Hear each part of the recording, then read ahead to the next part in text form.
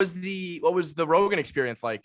I mean, I feel like when people make it to that show, it's not that I feel like you're actually late. Like I feel like Joe's late to getting on you, but I feel like usually for a comic, you get on Joe and then all these doors open up. I feel like pretty much all the doors are already open for you, but is that still a big moment to make it to that podcast? Yeah, it was huge. I mean, I'm friends with so many of his friends, and then I never really got to meet him. And I mean, dude, he's the greatest dude ever. I mean, it's worth so much money now, but just is a comic and like just wants to be a comic. And I was getting told that Giannis, I talked to like Giannis, Papas, and Norman, who's done the show, just to be like, hey, what is it like? Is it, I don't know him. Is it kind of, how is it? It's like Giannis said it good. He's like, look, dude, I think he just likes to do that podcast because it's like it's the only time he gets to like just like his phone gets to be off and he gets to like hang out with a comic and talk comedy. And so yeah, I was going to do that. So yeah, it was huge. It was a huge thing to get to do. I mean, it's such a big show, and I was really, he was just good. I have a story with him, which was good, is because when I first started comedy, I was in Chicago and we went to the Comedy Store in LA. I had a friend that was in a band called the Prom Kings, and they were so we just go to see him at the band and Rogan liked their band. And so I met Rogan when I was maybe a year into comedy because of them. And then I wanted to go up at the Comedy Store and do an open mic, but when you signed up for an open mic at the Comedy Store, you had to sign up the week before for the next week. And so Rogan was like, are you going to go do the open mic? And I was like, well, we're leaving, so I can't. And I wasn't asking him for anything. And he's like, oh, I'll call and I'll get you up. Yeah. And so he called. And so one of the first places I got to perform was at the Comedy Store. And they brought me up as Joe Rogan's best friend. And I was like, I don't even really know the guy. And he was on, he's on Fear Factor, and so it was, I mean, that was a big thing. I mean, it was a big part. You said the first time you performed? Not the first time I performed, but I was a year in the comedy. So it was really the first kind of club. Yeah. Chicago Zanies and the Comedy Store, the first two clubs I ever got to do a show at. And it was just because you were friends of friends and he was like, I gotcha. Yeah. Just cool dude. And was like, and I talked to him, asked him a lot of questions about comedy, and he would like talk to you about it, comedy. And, and I'm like a new comic, like, it's like if someone talked to you guys about like doing podcasts now and you'd be like, or something, and you'd be like, I don't know, man, I've done it forever now. You don't really have all the answers for someone brand new because you're just too far kind of ahead. And you can talk about it all day, but they're not even going to really understand what you're saying. Right. And so it was like, I was, I'm asking him like open mic questions, like, what do you got to do? And like, how do you got to, and he's like, you got to go up, you got to just, it was very nice and didn't like blow me off. Like, I mean, we went to the show, to the band show, and he sat there and talked to me for a long time. Mm-hmm. And then, I mean, it always really stuck with me. And it was cool. I think that's at this time you have the Bieber haircut and the puka shell necklace. I don't even think I'm to that yet. I don't think I'm even successful enough to get to that. Yeah, I don't think I could afford a puka necklace at that point. And so we were working our way up to the southern swoop of just, the southern swooping back. Like I would dream of those days, I was like, Justin Bieber's probably not even born yet.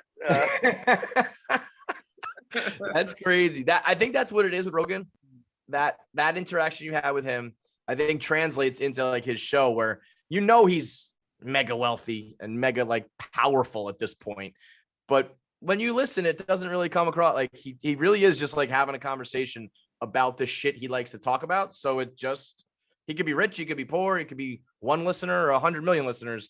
It just always kind of feels the same way when he talks about it. And I think it's funny that he seems to be the one who can maintain that, when I think every other comic podcaster, when they get a little bit of fame or a little bit of success, they radically change. And it's like the one dude who doesn't is probably the one guy who had the right to, because he did it so well, We talked about it. Yeah, we talked about that yesterday, I think, on the podcast, where it's like you always feel like when you do theaters and all those people there to see you, and then you're like, who are they here to see? You always have this idea, you're like, who are they watching? And you forget it's you. Right. And it's like, and so we were talking about that, like that, and kind of you feel like an imposter. And like, I think he was even saying, like, I think you need to have that. You don't need to be like, yeah, they're here to see me because I'm great. You got to have that, like, where you're like, I don't know if I can, people are like got a babysitter. They're buying like drinks at the bar. And, the same way you would go see the Nutcracker, they're like watching you. And so then it's like you kind of forget because it's just such a weird. But isn't it thing. there? Like, isn't it like I feel that way with what we do. It's very strange where it's like we just have a mic and we're in a studio with a couple of us and you trust that the audience hopefully is pretty big out there, but you don't really get that feeling because it's not tangible. When you go to a theater and you see a few thousand people, I mean, there's no denying it, dude. Like they love you. There's thousands of people there. You just don't know if you're good enough though. Like you feel, it's like you're like, are you gonna let everybody down? Are you gonna, it's like you never get used to it. And but I mean that's what makes you guys great too. Like y'all still got the grind of what you were when you said Barstool Sports and someone was like, I don't know what that is. And now y'all are like, people talk y'all about y'all like you're on ESPN. Like I mean, they just talk about Barstool Sports today. That you say it to anybody and they know. And so like, but if y'all lose that, it's no one's gonna want to watch. I know. Like, so it's like funny. You gotta have that.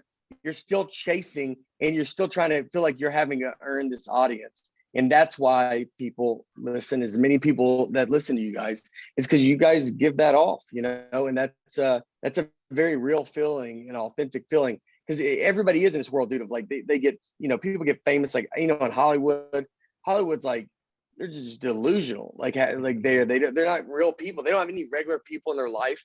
I always talk about that. Like you got to have a regular person in your life.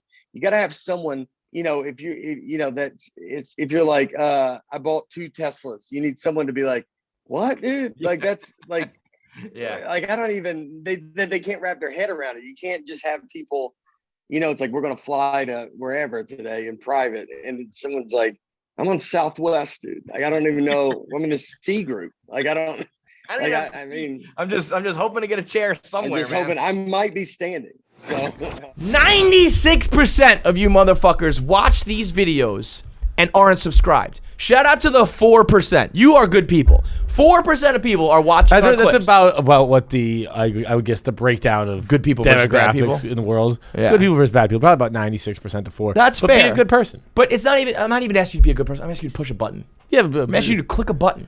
Yeah, you can be a bad person still, but just click the button. You can be a piece of shit. Just click subscribe. 96% of you watch these clips and they're like, oh my God, that was a funny clip from this podcast. I liked it. And I'm just not going to help them out. The people who work to make it, the people who work to produce it, to post it, to upload it, and there's nothing from you. You're a bad person if you don't subscribe. Be a good one.